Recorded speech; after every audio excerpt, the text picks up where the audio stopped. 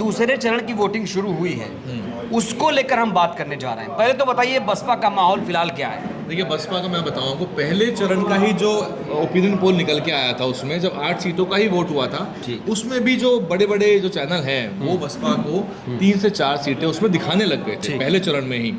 और क्योंकि बसपा अकेले लड़ रही है तो बसपा के लिए हर परिणाम महत्वपूर्ण है। पहले चरण में बसपा की कई इंपॉर्टेंट सीटें हैं जहां बसपा की सीधी फाइट बीजेपी से है। बसपा या तो हारेगी या हराएगी या तो सेकंड नंबर पे रहेगी। और दूसरे चरण में तो कई सीटें ऐसी हैं जहां पे बसपा के प्रत्याशी कई सारे प्रत्याशियों से लीड ले चुके हैं। मेरठ की बात करें सबसे पहले, मेरठ का चुनाव जो है वो एक हॉट सीट है मेरठ की। अरुण गोविल मैदान में है, वहां से सामने से अखिलेश यादव कई बार वहां प्रत्याशी बदल चुके हैं। ठीक है, पहले भानु प्रताप जी को लाए, फिर अतुल प्रधान को लेके आए, फिर उन्होंने कहा नहीं गलत हो गया शायद ये, फिर उसके बाद वो सुनीता वर्मा जी को लेके आए, जाटा समाज के प्रत्याशी। ठीक है, तो अखिलेश यादव का जो प्रयास है वहाँ पे वो नजर आता है कि सीधे तौर पे अखिलेश यादव जो हैं वो जाटवों का वोट काटने का प्रयास कर रहे हैं। पर जब मैं रैली में गया तो मुझे समझ में ये आया कि जाटव जो है वो कटने नहीं वाला है इस तरह से। तो अगर जाटवों का वोट जिधर जा रहा है, मुस्लिम समाज भी जाटव वोटर को देख रहा है, तो इसमें सीधा सा ये है कि जाटा वोटर अगर एक तरफ गिरता है तो मुस्लिम समाज भी बीजेपी को हराना चाहता है। अरुण गोविल एक कमजोर प्रत्याशी है, वो अलग बात है कि बीजेपी का उनको एडवांटेज है, मोदी के नाम पे वोट मिलता है वगैरह वगैरह, लेकिन अगर एक थोड़ी एंटी इनकम्बेंसी रहती है उनके प्रति 20% की भी, तो ऐसे में सीधे तौर पे बीएसपी यहाँ पर बाजी मार सकती है। मेरठ को लेकर खबर यह है कि जो याकूब परिवार है वो उसने बसपा के लिए पूरी ताकत झोंक दी है। कहीं ना कहीं अब समाजवादी पार्टी जो है लड़ाई से बाहर दिख रही है। सुनिए, समाजवादी पार्टी में बाहर है। हाजी याकूब साहब के लिए ये नाक का सवाल भी है। ठीक है, पिछली बार वो हराए गए थे, हारे नहीं थे वो हराए गए थे, तो उनको टीस है।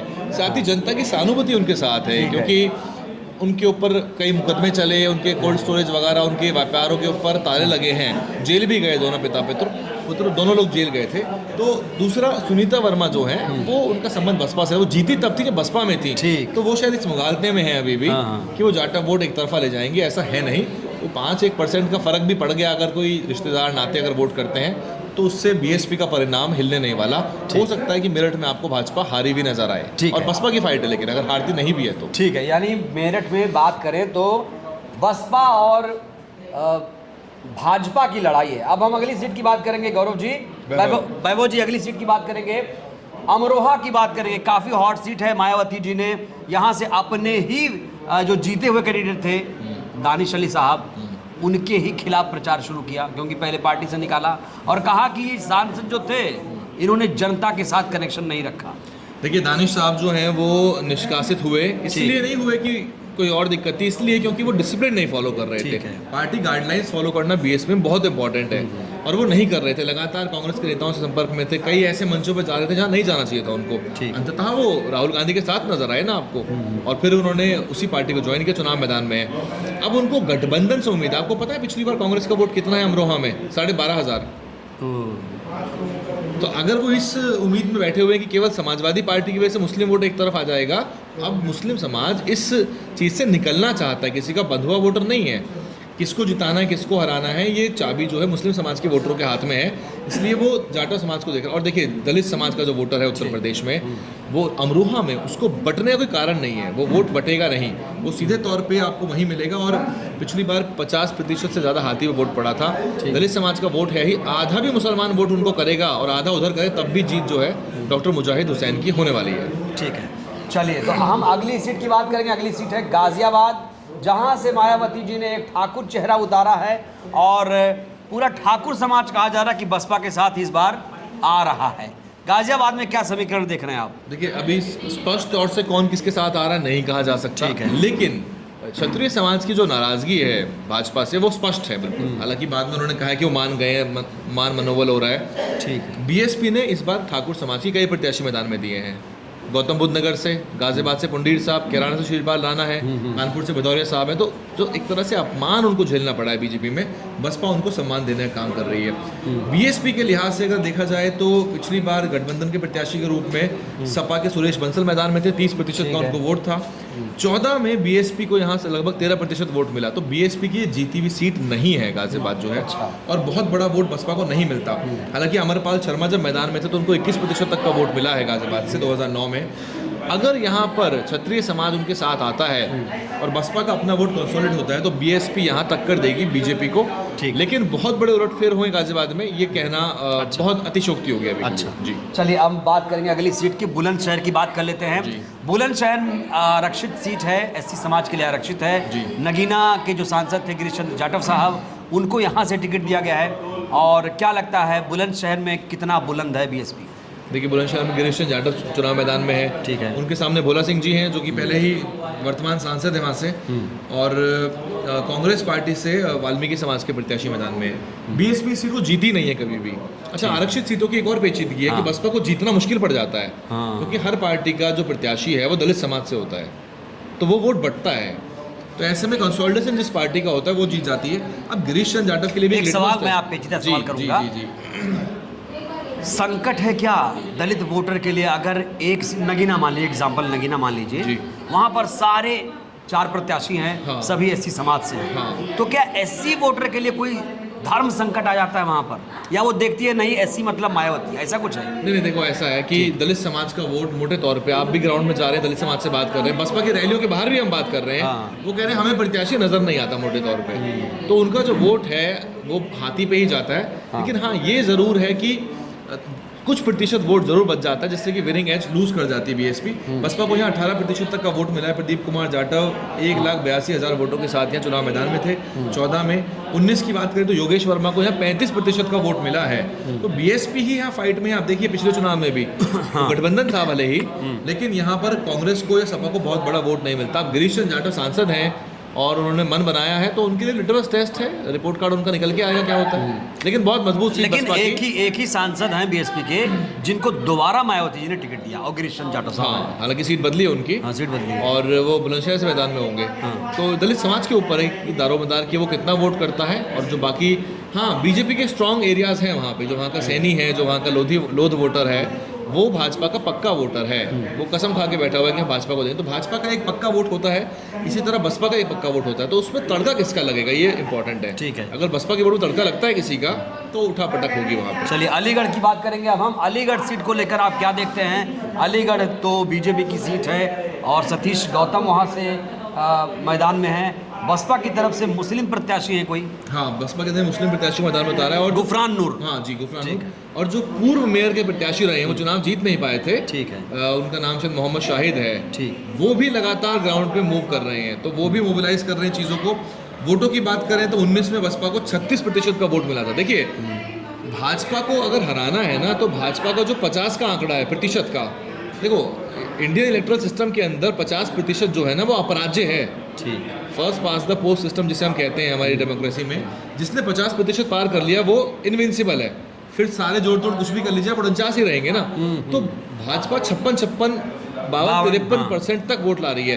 तो अगर ये वोट गिरता है 44 तक आता है, 43-42 तक आता है, तो फिर दूसरी पार्टियों को विनिंग एज मिल सकती है।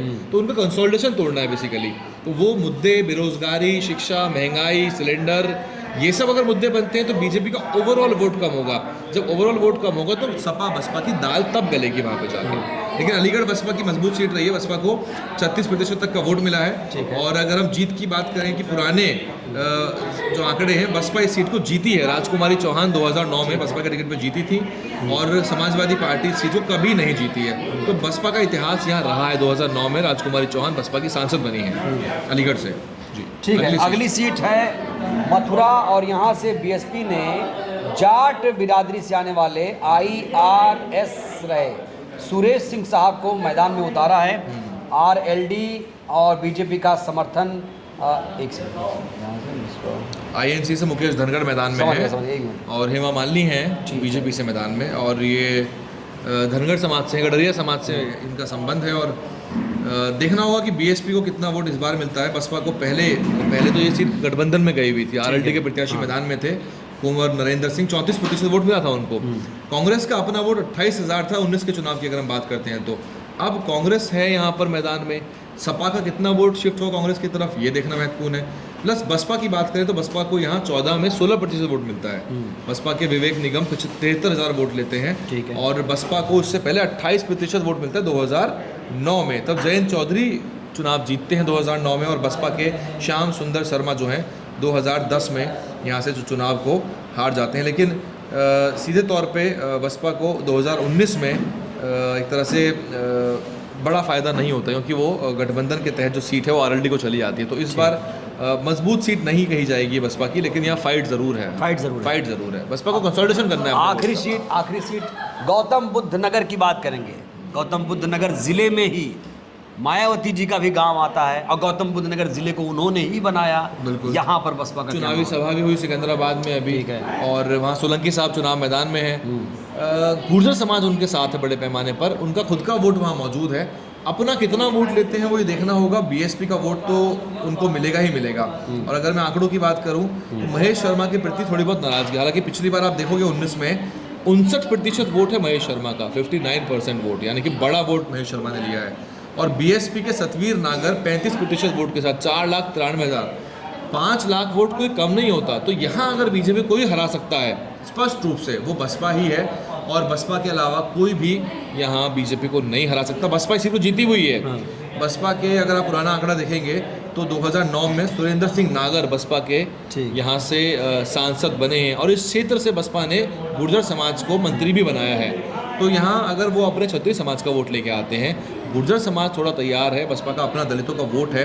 अगर 4,93,000 वोट मिले हैं बसपा को, तो इसमें कुछ वोट दलितों का भी है, बड़ा वोट दलितों का है, और इसमें गठबंधन के अलावा बसपा का अपना वोट भी है। तो अब बसपा अकेले जो भी वोट लेती है वो बसपा के लिए एक पॉजिटिव प्लस ही है। वो इस पूरे वार्तालाप में कहीं इंडी गठबंधन मजबूत नजर नहीं आया। मुझे नजर नहीं आता इंडी गठबंधन कहीं मजबूत नहीं है। अभी अमरोहा की एक वीडियो अगर आप देखेंगे तो मुजाहिद हुसैन साहब की जो कॉन्स्टिट्यूएंसी है उसमें दानिश जी के लिए वोट मांगने के लिए एक सभा करी गई थी, उसमें लड़ पड़े आपस में कांग्रेस और आम आदमी पार्टी कार्यकर्ता, समाजवादी पार्टी, आम आदमी पार्टी भी थी उसमें। ठीक है। तो मोटे तौर पे उनका कोई इम्पैक्ट नहीं। बाकी संजय सिंह को जो लोग रैली में लेकर आ रहे हैं ना, संजय सिंह के कोई फेस वैल्यू नहीं है उत्तर प्रदेश में एज ऑफ नाउ। भले आम आदमी पार्टी ने पहले कोशिश करी हो, संजय सिंह की कोई भी फेस वैल्यू नहीं है। और आज भी आम आदमी पार्टी जो है उत्तर प्रदेश में बाहरी पार्टी है। लड़ाई जो है वो सीधे तौर पे बसपा भाजपा की है, समाजवादी पार्टी पश्चिम में कहीं है नहीं मोटे तौर पे। ये तो मुस्लिम वोटर है जो उनको कहीं ना कहीं जिता देते हैं। नहीं तो मुझे बताइए संभल में कितना यादव वोट है, कोई कोर वोट है उनके पास। और उत्तर प्रदेश के मुस्लिम समाज को एक बात बहुत महत्वपूर्ण समझनी चाहिए, हालांकि बीजेपी को हराने की जिम्मेदारी उनकी नहीं है, बिल्कुल, ये मैं बार बार कहता हूँ। और एक बात और, मैं बसपा की भी बीजेपी को हराने जिताने की जिम्मेदारी नहीं, जैसे मुस्लिम समाज की नहीं है। बसपा की लार्जर पॉलिटिक्स से इस बार बसपा अपने आंकड़े बेहतर करना चाहती है। नहीं, लोग कहते हैं ना कि बसपा ने ऐसा किया इसलिए बीजेपी जीत जाए। नहीं, एक बात बताइए, सुनिए, मैं बताता हूँ आपको। माइलेज मिलेगा। खतौली में बसपा का प्रत्याशी नहीं था, तब भी बसपा पे आरोप। रामपुर में नहीं है तब आरोप। आजमगढ़ में लड़ा दिए उपचुनाव, आरोप में लड़ा दे प्रत्याशी उपचुनाव में और आप हार जाएं तो बसपा। रामपुर में नहीं लड़ाया, वहाँ बीजेपी जीत गई, तब अखिलेश कहेंगे तब बसपा नहीं लड़ी। तो लड़े ना लड़े क्या करें। तो ये बहुजन समाज की राजनीति किसी के कहे सुने से नहीं चलेगी। लड़ाई लंबी 27 की है। परिणाम बेहतर आते हैं, मैं रिपीट करूंगा अपनी बात पिछली वाली बाइट की, परिणाम बेहतर आते हैं तो बसपा को एडवांटेज होगा, नहीं बेहतर आते हैं दुगनी ताकत लगानी पड़ेगी। लेकिन 27 में किसी भी हालत में इस बहुजन आंदोलन को पुनर्जीवित बसपा को करना होगा। 8 में से कितना? 2 सीट में बहुत मजबूत मान के चल रहा हूँ। कौन कौन? एक तो मेरठ, दूसरी अमरोहा। मतलब रामायण के राम को आप हरा देंगे आप लोग इस बार? कुछ भी हो सकता है। कुछ बहुत वीक प्रत्याशी हैं, परेशान हैं, उनका मिजाज अच्छा नहीं है। और गाड़ी से बाहर निकलते नहीं हैं, एसी के बिना रह नहीं पाते ज़्यादा, बाहरी हैं। और मतलब उनके एक बॉडी लैंग्वेज जो है वो सेलिब्रिटी है बेसिकली। और राजनीति में क्या है कि आपको एरोगेंस भी है, वो हाथ मिलाने में कतरा रहे हैं वो लोगों से। तो ये चीज़, दलित के घर गए, खाना भी नहीं खाया। देखो, दलित के घर जाना कोई एहसान नहीं है ना, ये ड्रामा है, ये नौटंकी बंद होनी चाहिए। बाकी दलित समाज को सोचना पड़ेगा, केवल जाटव नहीं, बाकी, क्योंकि आरक्षण का लाभ केवल जाटवों को नहीं मिलता है, बाकी जनता को भी मिलता है, बाकी जातियों को मिलता है। ओबीसी वर्ग को भी सोचना पड़ेगा कि अगर आरक्षण पे कुठाराघात होगा, आपकी नौकरियां जाएंगी, बैकलॉग पूरा नहीं होगा, तो फिर आपके अधिकारों की लड़ाई लड़ेगा कौन। और बसपा का रिकॉर्ड रहा है, बसपा ने ईमानदारी से भर्तियां करी हैं। ये तो जाट समाज जानता है पश्चिम का, बहन जी ने एसआई और कांस्टेबल की भर्तियां बिल्कुल ईमानदारी से करी हैं। आपने कहा 2 सीट मेरठ और अमरोहा बसपा की स्ट्रॉन्गेस्ट है। बाकी जहां बसपा उलटफेर कर ले, बाकी और माइलेज मिल सकता है। देखिए क्या पोजीशन रहती है। लेकिन बहुत खराब पोजीशन जो पहले जैसी रही थी, मतलब विधानसभा चुनाव में, ऐसा है नहीं। मुस्लिम समाज ने सैचुरेशन पॉइंट तक अखिलेश यादव को वोट देके देख लिया है। अब उनको नई टैक्टिक्स अपनानी पड़ेगी, नई स्ट्रेटेजी अपनानी पड़ेगी। ठीक है जी, चलिए, बहुत बहुत धन्यवाद। तो ये हैं वैभव कुमार जाटव साहब, जो बहुजन पत्रकार हैं, काफ़ी ग्राउंड में नज़र आए, रैली कवर कर रहे हैं। आज हम लोग ग्राउंड में ही मिले हैं और बातचीत हो रही है। और ये जो चुनाव देखिए दूसरे चरण का जो वोटिंग है वो शुरू हो चुका है और कुल मिलाकर ये विश्लेषण हमने करने की कोशिश की कि बसपा इस बार कितनी मजबूत है। इस विश्लेषण को लेकर आप क्या कहेंगे, अपनी प्रतिक्रिया जरूर दीजिए। बहुत बहुत धन्यवाद, शुक्रिया। आज हम आपके लिए लेकर आए हैं बहुजन समाज की एक ऐसी किताब, कहीं हम भूल ना जाएं, एक ऐसी ऐतिहासिक किताब है जिसके अंदर आपको ऑडियो वीडियो देखने को मिलना है। ये पहली बहुजन समाज की ऐतिहासिक किताब है जिसके अंदर आप वीडियो भी देख सकते हैं। अब किताब के अंदर कैसे वीडियो देख सकते हैं ये मैं आपको पहले दिखा दूं। आइए तो हम देखते हैं। सबसे पहले आपने करना ये काम है कि किसी भी पेज पर मोबाइल द्वारा आप गूगल पे जाएंगे और गूगल पे जाने के बाद आपको कैमरे का निशान नजर आता है। इस कैमरे पे आप क्लिक करेंगे तो ये QR कोड को स्कैन कर लेगा। स्कैन करने के बाद यहाँ पर आप देखेंगे ये लिंक आ गया। आप जैसे लिंक पर क्लिक करेंगे आपकी वीडियो चालू हो जाएगी, यानी कि आपको एक सटीक जानकारी मिलने वाली है, एक ऑथेंटिक जानकारी मिलने वाली है।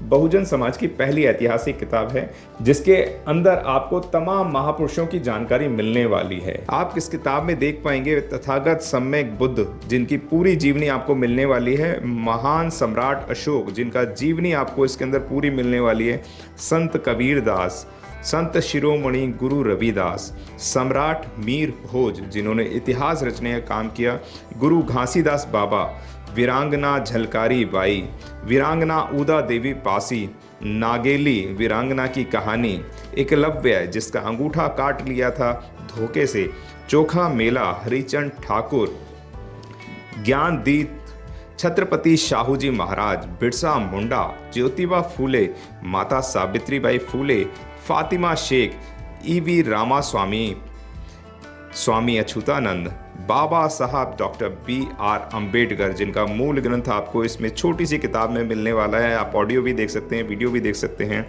माता रमाबाई, मोतिया रावण कंगाली, सरदार उधम सिंह, ललई सिंह यादव, दशरथ मांझी, शिव दयाल सिंह चौरसिया, कपूरी ठाकुर, भवरी देवी, मान्यवर काशीराम साहब जिन्होंने इतिहास को दोबारा दोहराने का काम किया था, वीरांगना फूलन देवी, बहन कुमारी मायावती, संकल्प भूमि और पूना पैक्ट। बहुजन समाज का एक मूल ग्रंथ यह आपके पास आ गया है और आप इसको बिल्कुल भी देरी ना करें। तो साथियों, अगर आप ये किताब मंगाना चाहते हैं तो डिस्क्रिप्शन बॉक्स में जो आप नंबर देख रहे हैं इस नंबर पर आप हमें अपना ऑर्डर बुक करा सकते हैं। कितनी किताब आपको चाहिए